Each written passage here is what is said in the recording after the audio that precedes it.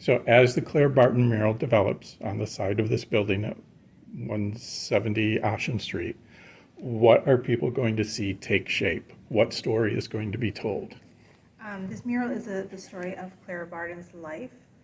You will see a Civil War battlefield encampment, especially the encampment for medical tents, and a lot of light and a lot of lanterns.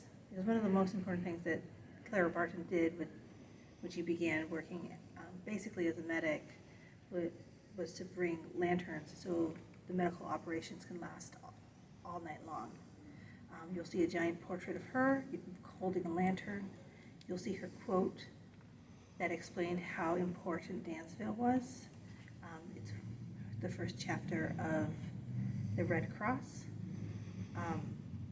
You'll see a giant quilt in the background, and you will see her home, which no longer stands, but we have heard so many stories about how people used to play there and all their memories about that home, which no longer stands.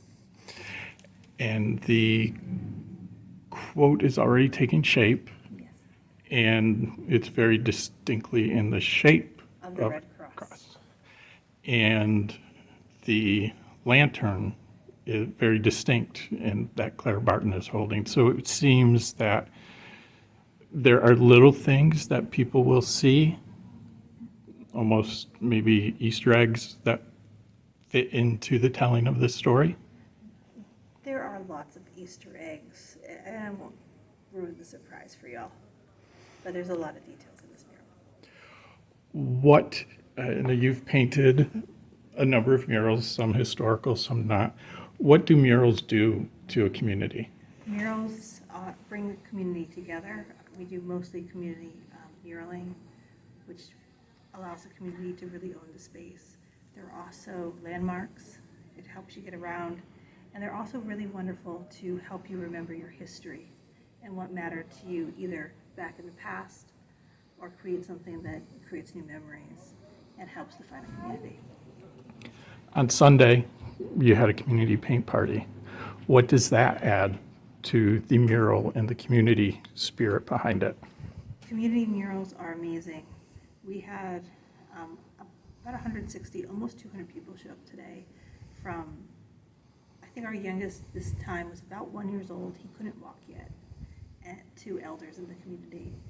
And it makes the mural no longer ours, it makes it theirs. They painted it. They will remember that. They will remember that grandma painted it. They will remember that they painted it when they were 5. And some of those kids will go on to create their own artworks. And this might be part of their origin story. You're a week into the project. The dedication is slated for August 10th. Where do you go from here as you work to reach that target date for the dedication? We paint faster. We plan to be painting for about 3 weeks. So if the weather holds, we will definitely make the August date. We're hoping to make July 15th and have it completed. But this is the magic place of the mural. This is the place where every time it will be so much closer every day to get finished and finished.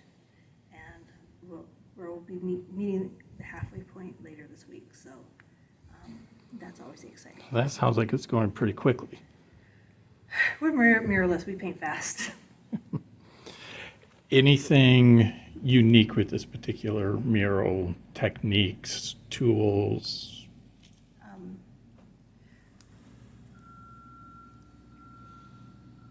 It's wonderful. Like every town is different, and we get to know the people of the town. Dansville has been so good to us, so welcoming. So the people in Dansville really stand out for this project. This project is very, very large, and that's always what you want. Every muralist is always looking for their Everest, and this one is a pretty big wall. Really, our biggest standout is how amazing Dansville has been.